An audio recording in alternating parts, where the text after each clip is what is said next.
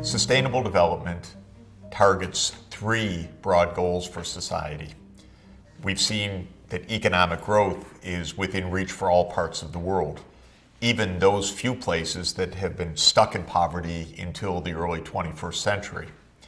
The second broad goal is to respect the planetary boundaries. That is to combine economic growth and the choice of technologies and behaviors and policies so that we don't trespass the Earth's boundaries and create terrible environmental crises of climate change or acidity of the oceans or loss of biodiversity. The third main goal of sustainable development is social inclusion. The idea that an economy should serve all of its people, that the benefits of economic growth should be widely shared, that everybody should have a chance at prosperity, at proper health care, education. And we know that that challenge is also an unfulfilled challenge in many parts of the world. Throughout history, many of the gains of an economy have been concentrated at the top.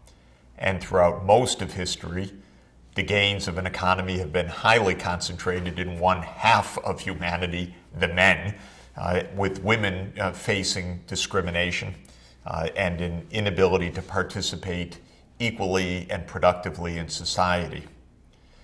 Social inclusion, therefore, is like the challenge of ending poverty and the challenge of environmental sustainability, an unfinished goal, but one that is within reach.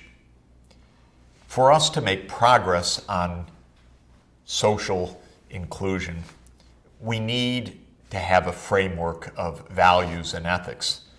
We have to ask ourselves and analyze, in fact, what are the standards that should apply in terms of fairness in society? Why do we care? Why do most of us feel that when there are vast inequalities of income, or when there are people that have billions of dollars, and then there are people starving, something's not right with that scene? In order to understand that, we have to not only analyze the nature of inequality and social exclusion, but we have to think about the underlying values that give, at least for most of humanity and for the governments that have signed many charters and declarations, the motivation for social inclusion in the first place. When we think about the questions of inclusion, there are many dimensions of moral or ethical choice that we should face. One set of issues is about income and wealth inequality. There are, even within that category, many different issues.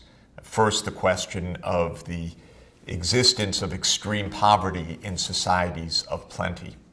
The question of the huge gaps between the rich and the poor. And the question of social mobility, the chance for a poor child to be able to escape from the poverty of one's childhood and become a middle class or even rich person and household within the society. So the first category of ethical or value thinking we should look at is inequality from those various dimensions. A second related but not identical issue is the question of discrimination. Even our laws in most parts of the world continue to discriminate. And of course, in most of human history, the legal framework of the state allowed for slavery, allowed for complete discrimination against women's rights to hold property or to inherit property. In other words, the law itself built in discrimination. And so a second dimension of our ethical or value thinking should face the question, what do we mean, what should we mean by equality before the law, by equal protection of the laws, by the role of a state that respects civil and political rights? A third aspect of our values is about cultural norms. Sometimes things are not strictly illegal, but the attitudes in society, discrimination against minority groups, not hiring particular kinds of people, particular races, ethnicities, people from different parts of society, is often a cultural attitude, sometimes backed up by the force of the state, but sometimes prolonged mainly by our cultural and social views. What should be done about that? How should we think about the relationship of morality or ethics and culture? So there are many different aspects of values and value systems that we really should explore when we investigate first and then promote the concept of social inclusion. Of course, throughout human history and human thinking, there have been many schools of thought about these questions. It's important for us to understand some of those schools of thought, though in a brief foray into philosophy, we can only just touch the surface of some of this thinking. But let me mention 5 different kinds of value or ethical approaches to the questions of social inclusion. If you look back to the ancient sages, I like to look back to the Buddha, to Aristotle, to Confucius as 3 examples of ethical thinking. The Buddha, of course, with influence all throughout South and East Asia.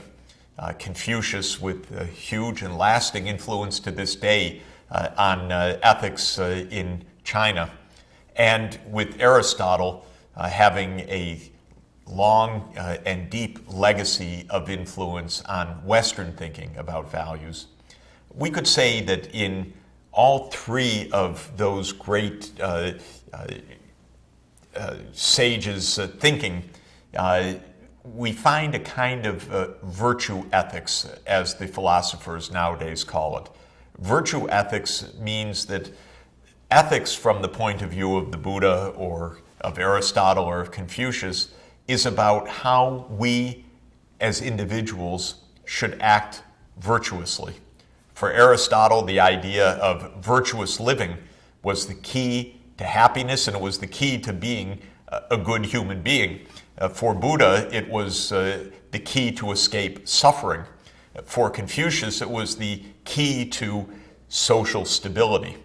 So virtue and a right kind of living was the core, and part of that virtue was the way that individuals should approach others, for example, in a spirit of compassion, as the Buddha emphasized.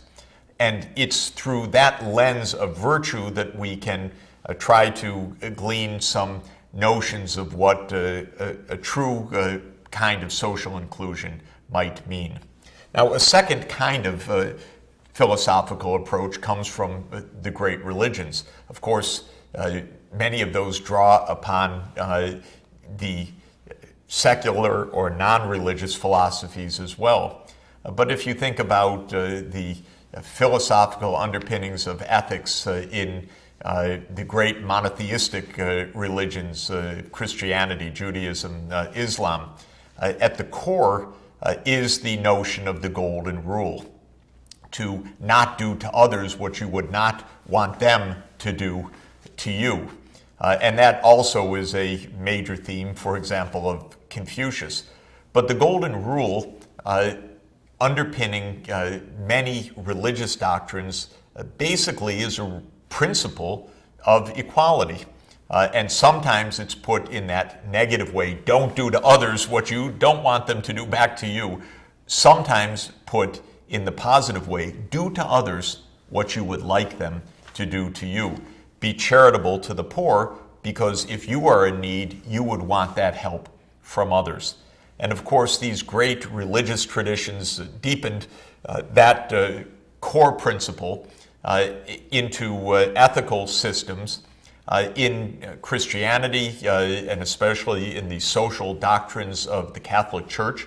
The idea of the preferential option for the poor, is emphasized, which means that we should direct our attention and our help and policies, according to the social teachings of the Catholic Church, to the poor.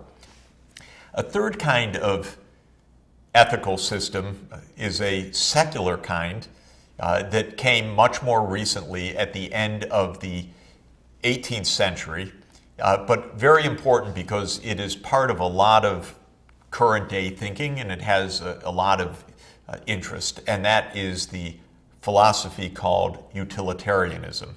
This is a philosophy that was propounded first by a political activist and philosopher named Jeremy Bentham at the end of the 18th century. He said that the goal of society is happiness, and the goal of an ethical system and a moral philosophy and politics should be the greatest happiness for the greatest number of people. And so Jeremy Bentham said that society should maximize its utility, the word that he used as a term to mean, in essence, happiness of the people. Now, utilitarianism gives many different motivations for social inclusion, and I'll look to those shortly. A fourth philosophy that arose also in the Western world in the 19th century, with strong roots in England first, and then especially strong political roots in the right wing, I could say, of the U.S. political spectrum, is a philosophical idea called libertarianism. Libertarianism is a little bit different from utilitarianism. Utilitarianism is the greatest good for the greatest number. Libertarianism, in shorthand, is a philosophy that says, leave me alone. I don't want the state, the government imposing on me. I don't want others imposing on me. I have my rights to liberty. That's the preeminent right in that philosophy. And don't interfere. So libertarianism is an extreme free market or laissez-faire philosophy. Leave me alone. You can see that it has its attraction in the context of authoritarian or totalitarian government, because the main doctrine of libertarianism is liberty. And when liberty is being wholly violated, that's a denial of basic rights, and it becomes a very powerful doctrine. But libertarianism goes farther in some ways in our society to what many, including myself, regard as an extreme conclusion. It says that it's not even right to say that a rich man should give a small part of his wealth to a poor and starving person, because it's his liberty to do what he wants. And so libertarianism tends to oppose the use of taxes, for example, to redistribute income in society. A fifth philosophy, very much part of our international culture in the 20th century and now 21st century, is a human rights philosophy. This is yet another approach to the question of social inclusion. The human rights approach, which one can see has its roots in some of the religious traditions as well, says that every human being on the planet has basic human rights: political rights, civil rights as a citizen, but also economic, social, and cultural rights. So 5 categories of rights. And the idea is that because a person is a human being, being a human being is enough to say that human being has rights, including the right to a decent life, the right to be able to meet basic needs in society, the right to call on society to ensure that those basic needs are fulfilled. You see the difference, for example, with the libertarian idea. The libertarian idea says government has no right to impose on any citizen, even a rich citizen. Government's only right is to create a framework of law and order and security, not to redistribute income or property, for example, for the benefit of the poor. Whereas the human rights approach says, no, a poor person has rights, some basic rights to health, to education, to means of livelihood, and society must be organized, including, for example, through taxation, to help meet those basic needs. This, I think, helps us to see, in thinking about those 5 different dimensions, and of course one could mention others, that throughout human history we've thought about these ethical issues in quite different ways. The great sages thought about us having the responsibility to be virtuous in our behavior. The religions about our responsibility to others according to the golden rule.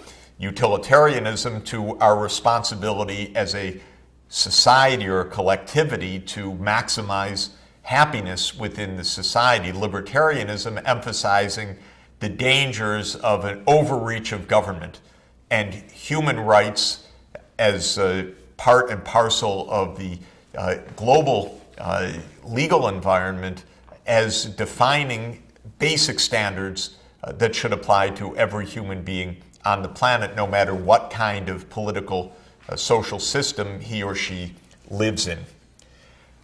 I want to pursue this issue of the human rights because it is our dominant framework. It's the one that the member states of the United Nations have signed on to.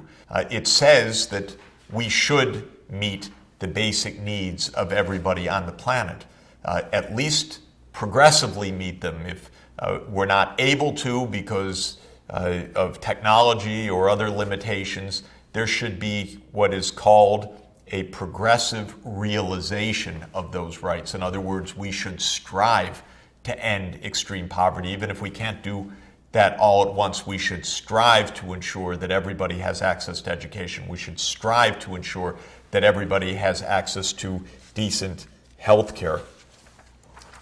Economists sometimes give a name to some of the targets of those basic needs, calling them merit goods. Education and health are merit goods in the language of economists because everybody in society merits them. They merit them in the human rights approach simply by virtue of being human beings. They may merit them in an economist's broader approach by saying that society benefits by ensuring that everybody has that kind of access or coverage. Let me give you an example. Adam Smith, who we mostly think of as a free market economist, said that education is a merit good. Now, the human rights community would say, right on, it's the right of people to have education. But Adam Smith said it's also a good idea for society because it will produce better outcomes, not only meeting the rights of individuals, but produce more social stability. Let me just quote what Adam Smith said in 1776. He said the state, meaning the government and the society, derives no inconsiderable advantage from the people's instruction, in other words, education. The more they are instructed, the less liable they are to the delusions of enthusiasm and superstition. So he's saying by educating the population, society is safer. It doesn't go off in crazy ideas of superstition or other kinds of delusions. And Adam Smith went on to say that the expense of the institutions for education and religious instruction is likewise no doubt beneficial to the whole society, and may therefore, without injustice, be defrayed by the general contribution of society. He's saying that since education is a merit good, society should pay for it. In other words, public education. We have tended to view healthcare in the same way. It's a merit good, partly because individuals have a basic right to health, but also because helping people to remain healthy helps other people too. We don't want to say, oh, it doesn't matter whether those people are vaccinated or not, because when a significant part of a population does not have a basic vaccine, then an epidemic disease can spread through the community and endanger everybody. And so health is a merit good in the individual sense of a right, but also in the sense of providing a broad benefit to society. One could say, therefore, that the focus on basic needs, especially health and education, can be viewed as a human right according to the human rights approach, or it could be viewed as a wise and useful kind of policy, a bit like the utilitarian idea of producing the greatest good for the greatest number. I want to underscore the role of ethics and values and the need for us to have more discussion, more public awareness, more debate about these underlying ethical choices, because sustainable development as a set of goals depends on ethics. It depends on how we view the right thing to do. We have thousands of years of deep human thinking on this. We can draw upon it. We can draw upon these different facets and approaches. And I believe we need to help mold a global ethic for the 21st century.